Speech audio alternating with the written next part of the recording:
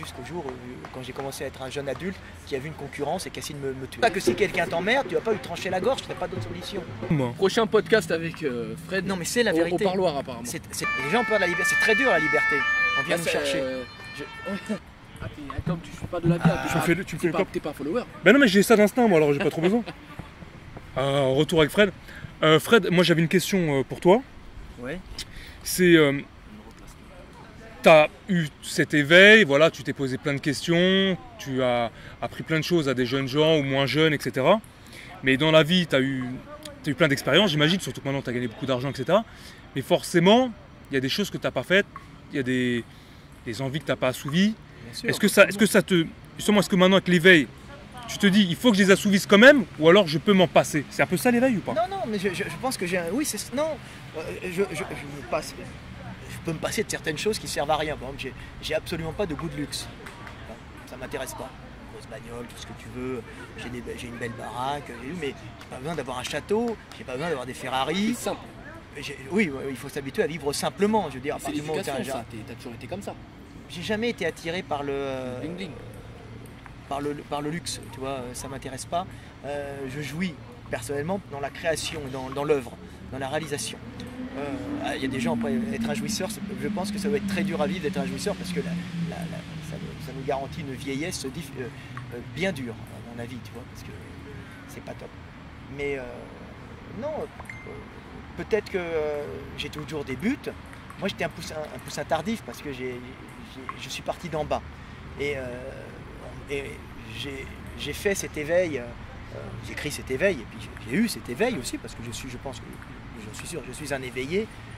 Mais attention, un éveillé, c'est pas un mec en toche blanche qui fait... Ça, c'est un illuminé plutôt. Non, c'est rien du tout. C'est pour faire croire aux gens que ça s'atteint pas. Un éveillé, c'est un homme normal, qui a les mêmes passions que les autres, les mêmes intérêts, les mêmes désirs, les mêmes souffrances, mais qui en connaît les causes et qui en connaît les aboutissements. Qui en cherche les causes peut-être, qui réfléchit. Oui, qui réfléchit et qui connaît en fin de compte la cause du monde et son aboutissement et son but, et qui à ce moment-là essaye de vivre du mieux possible dans un corps d'homme. Qu'il accepte. Je désire les femmes et je veux faire des enfants. Tiens, je suis encore assez jeune, je veux en faire d'autres. Pourquoi? Parce que j'ai une bonne génétique. Tu veux d'autres enfants? Bien sûr. J'ai commencé tard, mais moi j'ai commencé avec... J'ai dû tout reconstruire. C'est ça ma force. C'est-à-dire qu'on m'avait fait un enseignement qui était faux. L'enseignement que vous avez sûrement eu, du mensonge. Moi non. Le mensonge, c'est t'as regardé les dessins animés, les séries comme tout le monde. On t'a fait croire que les femmes étaient comme ci, les hommes comme ça, que la vie c'était comme moi, il y avait des bons, des bons, des méchants. Parce que mon père, c'était un gros baiser, donc il me disait en gros, faut y aller. Il avait raison. Moi, et le bien, le mal, Star Wars, il n'y a pas de bien, pas de mal. Obscur, il y a pas de...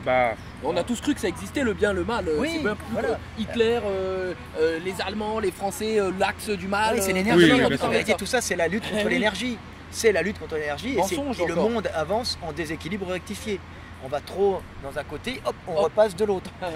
Tu vois bien qu'en France, il y a un énorme déséquilibre actuellement. Là, actuellement, on est en train de partir, ça va bientôt, ça va faire mal.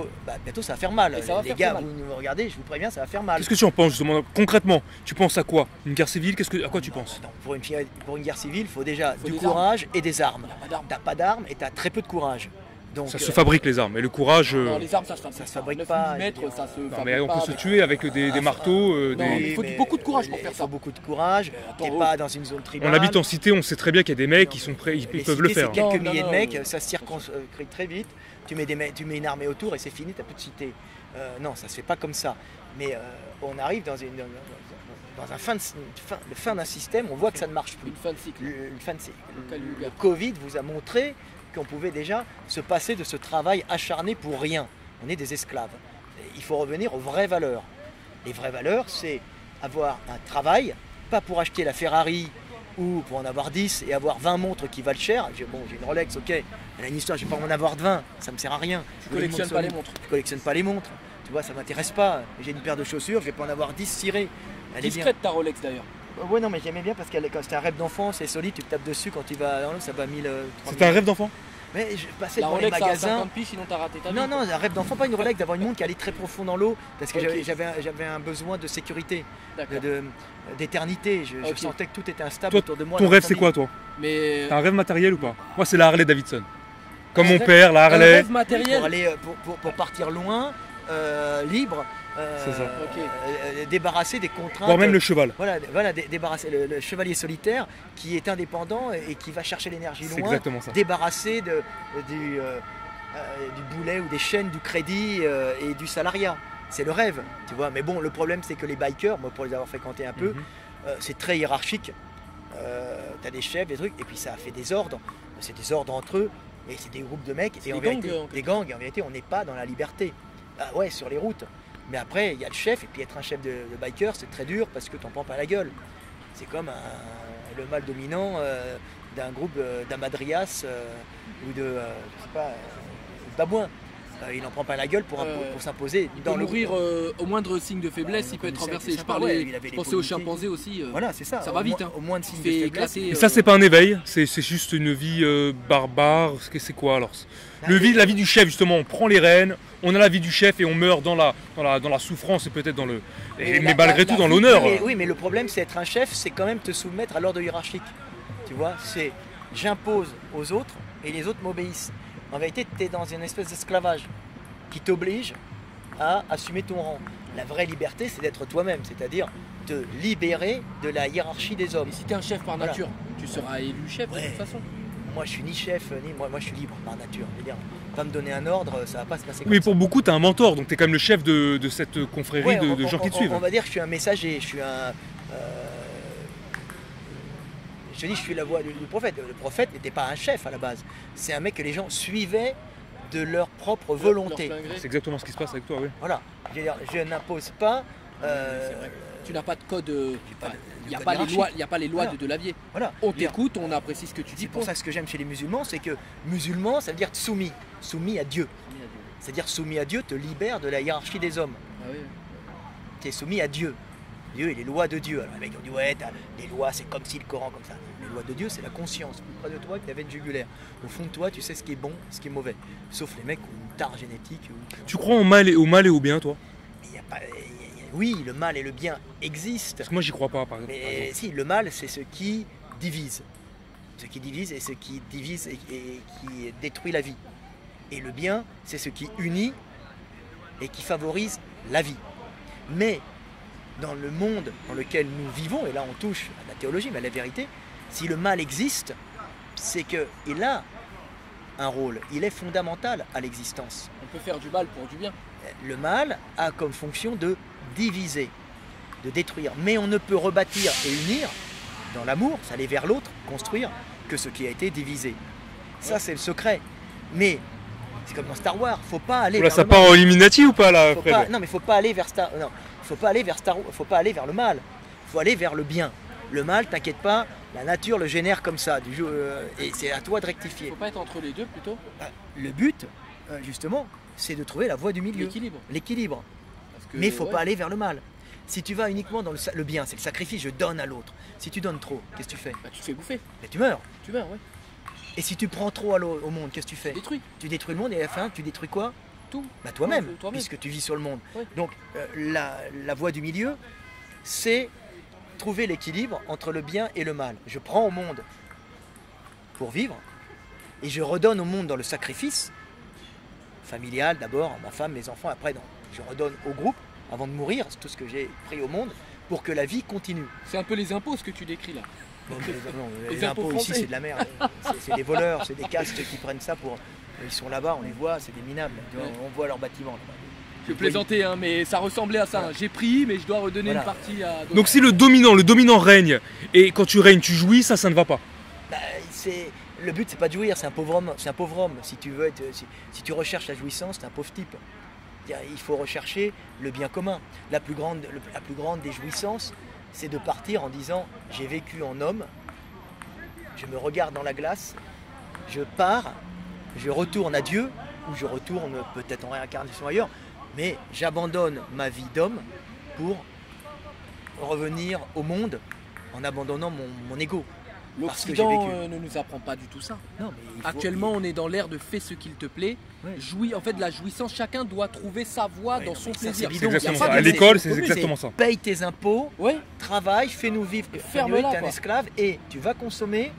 On te fait croire que tu es libre, tu vas te tu peux pas baiser, tu peux pas aller voir les nanas parce que tout le monde ne baise pas. À Paris, Oui, mais malgré tout, tu as fait ce que tu voulais. Tu étais au RSA et puis tu t'es mis dans ta voie, toi, qui pouvait être une voie de garage pour plein de gens. Mais moi, et puis ça a marché quand même. J'ai eu la chance d'avoir un père, même si j'étais un père qui était très mauvais après, qui m'a très bien éduqué quand j'étais jeune, qui était un très bon pédagogue jusqu'au jour où, quand j'ai commencé à être un jeune adulte, qui a vu une concurrence et qui a essayé de me tuer. Ah, ton propre père, il a vu, comme chez les femmes en fait. Ouais, il a vu une concurrence. Comme les femmes qui dégagent leurs filles, ça ne s'entend plus avec leurs filles. C'est plutôt rare chez moi, c'est une jalousie, ce côté féminin de mon père. Mais jaloux de toi par rapport à ta mère ou non, par rapport à l'homme que je devenais qui n'était plus, puisque j'étais la jeunesse. C'est triste. Waouh, c'est incroyable ton histoire. Ça arrive, non mais ça, il y en a plein, t'inquiète pas, on s'en remet. Pas sous cette forme-là en tout cas. Mais ce que j'ai, c'est que j'ai eu une très bonne éducation quand j'étais jeune, qui s'est arrêtée d'un coup. Je me suis retrouvé un peu dans la misère. Heureusement, j'avais un don pour le dessin. À quel âge? Ça a été à partir de 15 ans, ça a été très dur pour moi. Tu vois, 14, 15 c'est déjà pratiquement un homme. La période où on a le plus besoin d'un père en fait. Ah bon? Ah oui, voilà. La période où on a le plus besoin d'un homme. Mais il avait été là quand j'étais jeune. Donc je sais pas, mon père il était parti en moto, je sais pas où alors. Moi, ma mère est venue très bien en vieillissant. Maintenant, à partir de 80 ans, on va dire, ma mère ou 75, on va dire à 80 ans, ma mère est devenue exceptionnelle. Donc tu vois, comme quoi on peut. Mais avant, elle était totalement absente, elle a pas fait barrière à tout ça? Elle était relativement. Non, parce qu'elle était. Tu sais, les femmes qui sont en admiration devant leurs hommes, tu sais, ça arrive. Bon, faut pas trop en parler, parce qu'elle n'aimerait pas qu'on entende ça, mais maintenant elle est quelqu'un de formidable. Elle s'est émancipée à 80 ans. Tu admirais ton père? Non, je n'admirais pas ce qu'il était du tout. Non. Quand j'étais petit, oui, et après, non.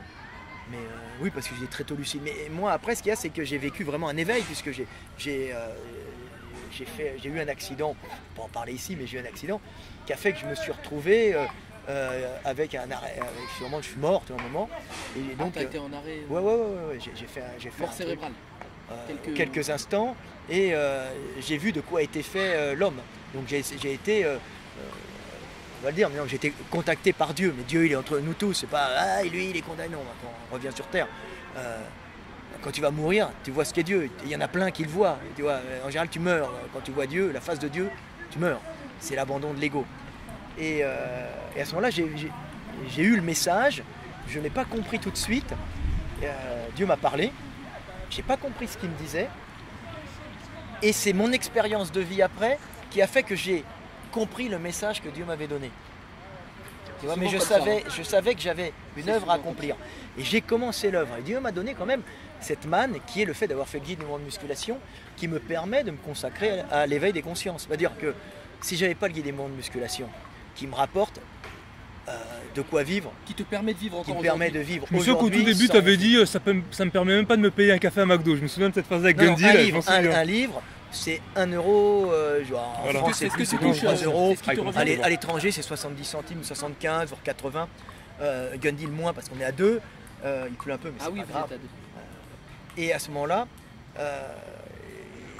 ça m'a permis justement d'avoir cette liberté, parce que devenir un homme libre, pas évident, cette liberté qui me permet de créer pour les autres sans avoir l'obligation de me soumettre. Tu peux investir sur toi-même. Tu peux investir sur moi-même. Et c'est une manne divine. C'est incroyable. Très peu peuvent se le permettre. Très peu peuvent se le permettre. Surtout sans héritage. Sans héritage, c'est une rente à vie. Je veux dire, c'est une rente qui peut varier de 4 000 € par mois à 15 000. Selon les ventes Selon les ventes d'année. Tu vois, donc je ne suis pas inquiet. Et puis j'ai pas de crédit, j'ai rien, tu vois, donc ça va. Un homme libre. T'es un homme libre. Et comme tu dis, les gens ont peur de la liberté. Et les gens ont peur de la liberté. C'est très dur la liberté. On vient nous chercher. Non, pas. Donc c'est ça. Donc faut tout utiliser, tout ce qu'on donne comme un signe divin. Tu vois, Dieu est en toi et essaye de voir le signe qui t'amène. C'est pour ça que tu n'es pas mort demain d'un accident de la route. C'est la vie. Maktoub. Mektoub, comment on dit Mektoub? Le Mektoub. Le Mektoub, voilà. C'est le destin. C'est le destin, mais on est tous au bon endroit au bon moment. Il n'y a pas de hasard dans la vie. Non, il n'y a pas de hasard. Je ne crois pas au hasard. Il n'y a pas de hasard. Ce qui se passe aujourd'hui. Après, comme tu dis, on peut mettre du temps avant de déchiffrer un événement. Voilà.